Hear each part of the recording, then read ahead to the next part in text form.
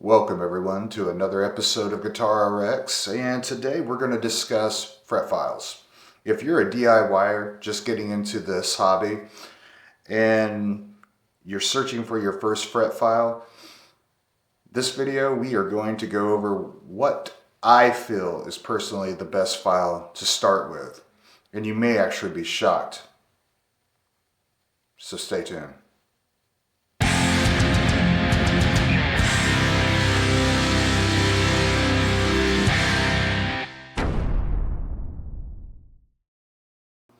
So with all the different fret files that are out there, it can be quite daunting on trying to figure out which fret file to actually choose. Now there's pretty much two basic forms. You have your easy file types that are kind of idiot proof. They're designed to where they work both sides of the fret versus doing one side at a time. Then you have this one, and truthfully, I really don't want to talk about this one. This one only lasted on 3 frets and all the diamond cut came off of it. But this is a style, and this is what a lot of people end up choosing off of Amazon or other type of websites. So it is an option, just not a preferred one. Then there's the StewMac Easy file. This is the one that you see me using in most of my videos, and there's a reason for it. It's quick, it's easy to use, but there's something that these two files don't teach you, and that's technique. And that's why when it comes down to a true proper file to learn on, it would be your 3-corner file. And the reason why, you have to learn how to take a little off the side, then start rounding that crown.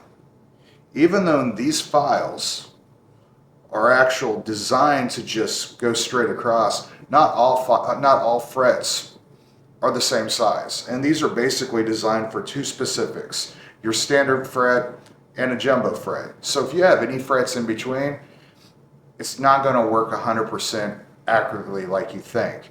So you kind of have to use the same technique that you use with this with one of these. You will have to start off a little bit on the sides, on each side, then go straight until you create that perfect crown. Now what I love about these, and what makes these good for a beginner, you can't take anything off the top. I mean, you can, but it would take a lot of work to get there. Where these, you can slip, you can take, it's easy to mess up with. But learning something's not an easy task. So in my recommendation, the 3-corner file is where you want to start. So let's do a little experiment, a little demonstration on what I mean. So I'm not for sure if the camera's going to be able to pick this up well. And by the way, this is another junk neck that I have. I think it's one of those Starcasters that Fender put out and put in generic stores. It's in bad shape, probably the worst one I have.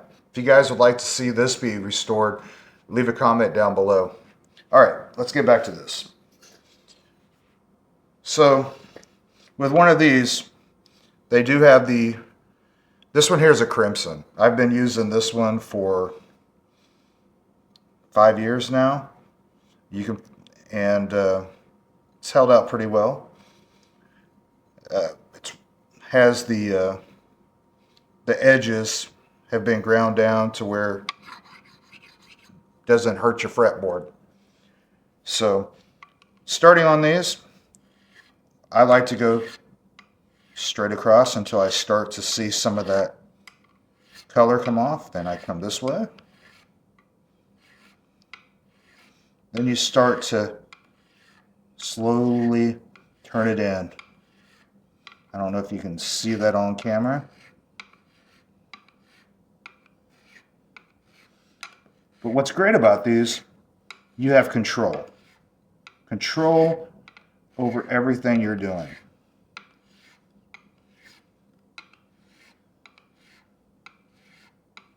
This one needs to be resharpened.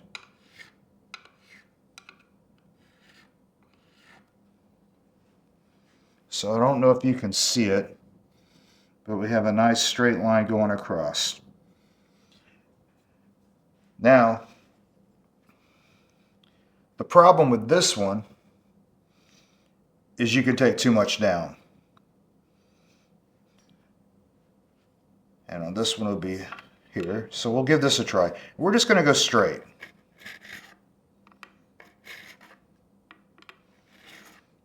And you know what? This one's going to make an idiot out of me.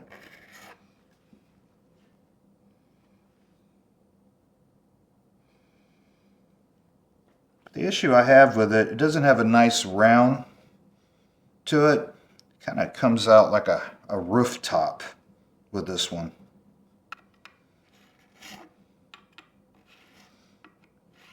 And by the way, this would be the cheapest one that I recommend if you're also doing stainless steel. This actually does really decent on stainless steel. And the Z file. So this one, it's barely touching it. And if I go to the other one, this is where that not all frets fit the same.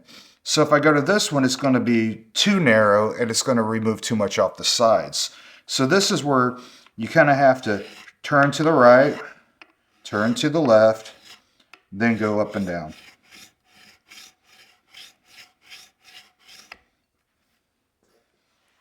And there we go, if you can see that.